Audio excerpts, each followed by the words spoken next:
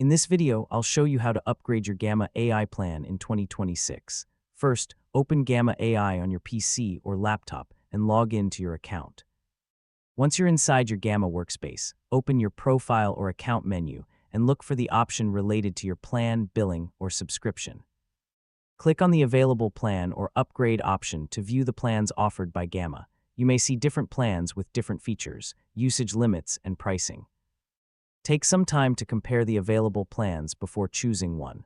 Think about how often you use Gamma, how many presentations you create, and which features you actually need. Once you've decided which plan is right for you, select the upgrade option for that plan. Gamma may then show you the subscription details, including the price, billing period, and features included with the plan. Review everything carefully before confirming your purchase. If payment information is required, enter the requested billing details and select the available payment method. Before completing the upgrade, make sure the selected plan and billing information are correct. Pay particular attention to whether the plan is billed monthly or annually, and check the current price displayed on the screen. After completing the payment or confirmation process, your account should be updated according to the plan you selected.